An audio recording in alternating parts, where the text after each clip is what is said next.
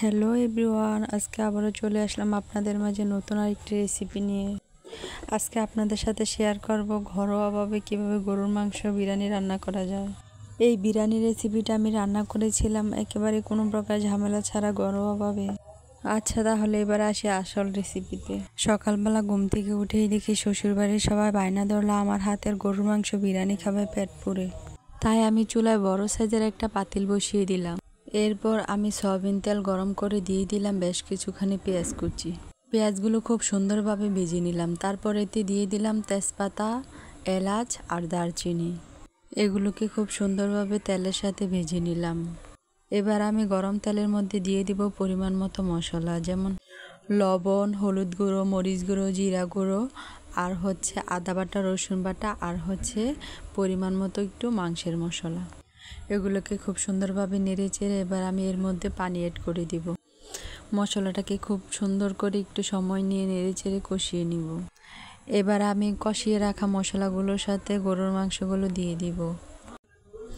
এবার খুব সুন্দরভাবে আস্তে আস্তে গরুর মাংসগুলো সিদ্ধ করে নিব। অল্প কিছুক্ষণের জন্য আমি ঢাকনা দিয়ে ঢেকে দিব। তারপর আমি এর সাথে কয়েকটি আলু অ্যাড করে দিব। এবার আমি আলু আর মাংসগুলোকে খুব সুন্দরভাবে একসাথে নেড়ে চেড়ে রান্না করে নিব। মাংসটা আমার খুব সুন্দরভাবে রান্না হয়ে গেছে। এখন আমি এক সাইডে রেখে দিব কিছুক্ষণের জন্য। এবার আমি বিরিয়ানির চালগুলো নিয়ে সুন্দরভাবে ধুয়ে সেঁকে নিলাম। এর থেকে সুন্দর করে পানিগুলো ঝরিয়ে নিতে হবে, না হলে কিন্তু আপনার বিরিয়ানিটা সুন্দর হবে না। এবার আমি চুলায় নতুন করে আরেকটি প্যান বসিয়ে দিলাম।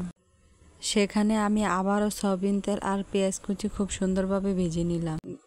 এরপর আমি গরম তেলের মধ্যে বিরিয়ানির চালগুলো খুব সুন্দরভাবে নেড়ে চেড়ে ভেজে নিব। আর মনে রাখবেন, যত সুন্দর করে চালগুলা ভাজা হবে বিরিয়ানিটা তত সুন্দর এবং ঝুরঝুরে হবে। এই দেখুন আমার চালটা কত সুন্দর ভাজা হয়ে গেছে। এবার আমি কষিয়ে রাখা মাংসের মধ্যে ভাজা চালগুলো দিয়ে দিব। তারপর সুন্দর করে নেড়ে চেড়ে মাখিয়ে নিব।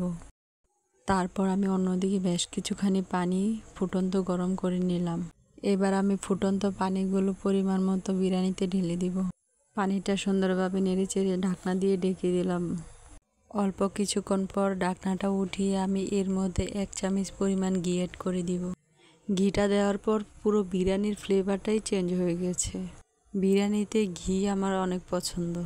যাই হোক, আপনারা দেখতেই পাচ্ছেন এবার আমার বিরিয়ানিটা খুব সুন্দরভাবে রান্না হয়ে গেছে। মাশাল্লাহ মাশাল্লাহ, এত সুন্দর হয়েছিল যে আমার বিরিয়ানিটা আপনাদেরকে বলে বোঝাতে পারবো না।